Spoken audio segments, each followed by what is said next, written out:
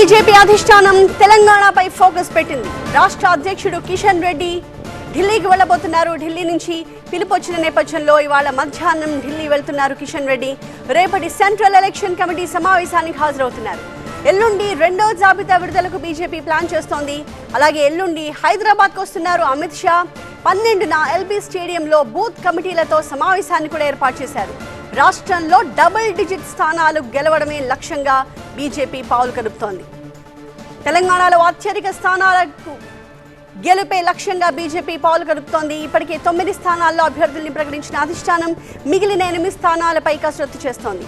ఇప్పటికే ఉన్న ఆశావహుల గెలుపు లక్ష్యాలను పరిశీలిస్తూనే పక్క పార్టీ నేతలకు కూడా ఆహ్వానం పలుకుతోంది. ఈ క్రమంలో బీఆర్ఎస్ మాజీ ఎంపీలు సీతారాం నాయక్, గెడం నగేష్లను పార్టీలోకి ఆహ్వానిస్తోంది కమలం పార్టీ. సీతారాం నాయక్ ఇంటికి నేరుగా వెళ్లిన కిషన్ రెడ్డి ఆయనను పార్టీలోకి ఆహ్వానించారు.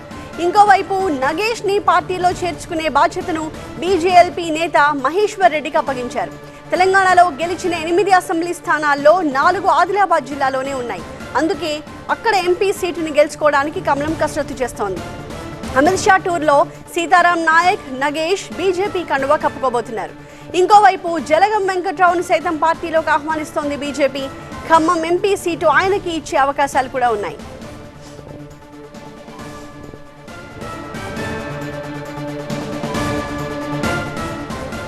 ఈ రకంగా తెలంగాణపై బీజేపీ అధిష్టానం ఫోకస్ చేసింది.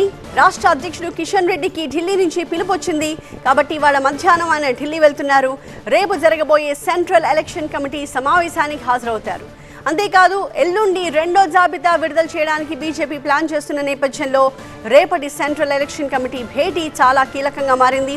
అంతేకాదు ఎల్లుండి హైదరాబాద్కు వస్తున్నారు అమిత్ షా. 12న ఎల్బీ స్టేడియంలో బూత్ కమిటీలతో సమావేశాన్ని కూడా నిర్వహిస్తున్నారు. ప్రధానంగా రాష్ట్రంలో డబుల్ డిజిట్ స్థానాలు గెలవడమే లక్ష్యంగా బీజేపీ అడుగులు వేస్తోంది. తెలంగాణలో అత్యధిక స్థానాల్లో గెలుపు లక్ష్యంగా బీజేపీ పావులు కదుపుతోంది. ఇప్పటికే 9 స్థానాల్లో అభ్యర్థుల్ని ప్రకటించింది అధిష్టానం. మిగిలిన 8 స్థానాలపై ఇప్పుడు కసరత్తు చేస్తోంది.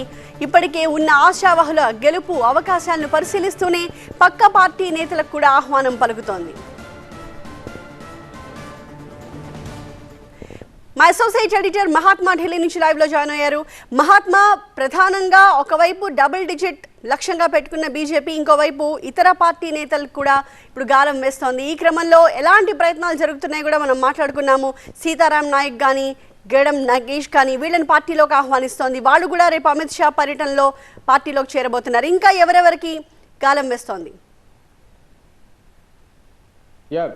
బీజేపీ ఈసారి ఎలాగైనా తెలంగాణలో మాక్సిమం సీట్స్ గెలుపొందాలని చెప్పి భావిస్తోంది. చివరికి హైదరాబాద్ లాంటి సీట్ ని సైతం వదిలిపెట్టకుండా గెలుపు కోసం ఎటువంటి వ్యూహాలు అనుసరించాలో అటువంటి అనుసరిస్తున్న విషయం మనకు తెలిసిందే. ఫస్ట్ లిస్ట్ లోనే 9 అభ్యర్థులను ప్రకటించగా అందులో 2, ఒకటి నాగర్ కర్నూలు అయినా అలాగే జహీరాబాద్ అయినా, ఈ 2 నియోజకవర్గాలు కూడా బీఆర్ఎస్ నుంచి వచ్చిన నేతలే. వారికి టికెట్లు ఇచ్చింది. ఇప్పుడు మిగిలిన స్థానాల్లో కూడా అదే తరహాలో వేర్వేరు పార్టీల్లో బలంగా ఉన్న నేతలను బీజేపీలోకి తీసుకుని వారికి టికెట్లు ఇచ్చే ప్రయత్నాల్లో ఒక ఆపరేషన్ ఆకర్షణ చేపడుతున్న విషయం మనం చూస్తూ వస్తున్నాం. ఆదిలాబాద్ విషయానికి వచ్చేసరికి అక్కడ సిట్టింగ్ ఎంపీ అయినప్పటికీ ఆయనకి టికెట్ ని ఖరారు చేయలేదు. మిగతా 3 స్థానాలకు సిట్టింగ్లకు ఖరారు చేసిన ఆదిలాబాద్ విషయంలో సోయం బాపురావుకి స్థానికంగా ఎమ్మెల్యేల నుంచి వ్యతిరేకత వ్యక్తమవుతుంది. ఆదిలాబాద్ లో 4 ఎమ్మెల్యేలను బీజేపీ గెలుచుకుంది. ఆ 4 కూడా సోయం బాపురావు అభ్యర్థిత్వాన్ని వ్యతిరేకిస్తూ వచ్చారు. ఆ కారణంగా అక్కడ మరొక బలమైన నేత కోసం, అందులోనూ ఆదివాసీ సామాజిక వర్గానికి, గోండ్ సామాజిక వర్గానికి చెందిన నేత కోసం పార్టీ ఎదురు చూసింది. ఆ క్రమంలో నగేష్ పేరు తెర మీదకి రాగా నగేష్ ని బీజేపీలో చేర్చుకునేందుకు పావులు కదపడం, ఆయన చేరడానికి అంగీకరించడం కూడా జరిగినట్టుగా మనకు తెలుస్తోంది. ద సేమ్ వే మహబూబాబాద్, ఈ నియోజకవర్గం ఆదిలాబాద్ కి 2 వైస్ వర్స. అక్కడ ఆదివాసీకి ఇస్తే ఇక్కడ బంజారా సామాజిక వర్గానికి టికెట్ ఇవ్వాలి అని చెప్పి ముందుగానే పార్టీ నిర్ణయించుకుంది. ఆ 2 సామాజిక వర్గాల్ని బ్యాలెన్స్ చేసే ఉద్దేశంతో అందుకనే అక్కడ నగేష్ కి టికెట్ కి ఖరారు చేసే ప్రయత్నాలు చేస్తున్నందుకు ఇక్కడ బంజారా సామాజిక వర్గం అయిన సీతారాం నాయక్, ఆయన గతంలో బీఆర్ఎస్ లో ఎంపీగా పనిచేశారు. 2014 నుంచి 19 వరకు పనిచేశారు. ఆ స్థానికంగా అందరికీ నోటెడ్ పర్సన్. ఈ పరిస్థితుల్లో నిన్న కిషన్ రెడ్డి ఆయన నివాసానికి వెళ్లి కలిసి మాట్లాడారు. ఆయన కూడా బీజేపీలో చేరడానికి సంసిద్ధంగానే ఉన్నారు కాబట్టి అక్కడ క్లియర్ అయిపోయింది. ఈ తరహాలోనే మిగతా నియోజకవర్గాల్లో కూడా కసరత్తు జరుగుతుంది. అందులో ఖమ్మం ఒకటి ఉంది, నల్గొండ కూడా ఉంది, పెద్దపల్లి నియోజకవర్గం ఉంది. ఈ నియోజకవర్గాల్లోనూ ఇతర పార్టీల్లో బలంగా ఉన్న నేతలతో మంతనాలు, సంప్రదింపులు జరుగుతూ ఉన్నాయి. వన్స్ వారి వైపు నుంచి కూడా క్లారిటీ వచ్చింది అని అంటే గనక ఇవాళ రేపట్లోగా ఆ నేతలు బీజేపీలో చేరుతారు.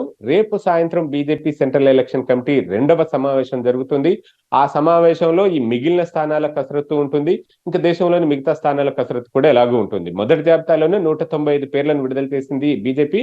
ఇప్పుడు రెండో జాబితా 150 పేర్ల వరకు కసరత్తు చేస్తున్నట్టుగా తెలుస్తోంది. సో ఆ కసరత్తులో తెలంగాణలో ఉన్న మిగతా అన్ని స్థానాలను కూడా క్లియర్ చేసేయాలని చెప్పి ఇప్పటికే 9 క్లియర్ అయిపోయినాయి. ఇక 8 మాత్రమే మిగిలినాయి.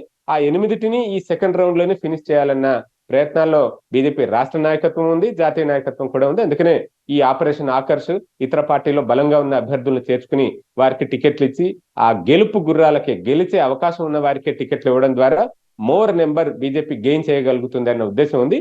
ఆ ప్రయత్నాలు ఇప్పుడు రాష్ట్ర నాయకత్వం కొనసాగిస్తోంది. అందులో భాగంగానే కిషన్ రెడ్డి హుటాహుటిన ఢిల్లీకి బయలుదేరి వస్తుంది. Right, thank you Mahatma. So Kishan Reddy వాళ్ళ మధ్యాహ్నం ఢిల్లీ వెళ్తున్నారు. ఢిల్లీ నుంచి పిలుపు వచ్చింది. రేపు సెంట్రల్ ఎలక్షన్ కమిటీ భేటీ ఉంది. ఎల్లుండి సెకండ్ లిస్ట్ని బీజేపీ విడుదల చేయాలని ప్లాన్ చేస్తున్న నేపథ్యంలో ఈ భేటీ చాలా కీలకంగా మారింది. ఇప్పటికే తెలంగాణ నుంచి 9 మంది అభ్యర్థుల్ని బీజేపీ ఆల్రెడీ ప్రకటించింది. మరో 8 మంది పేర్లను రేపటి భేటీలో ఫైనలైజ్ చేయబోతున్నారు.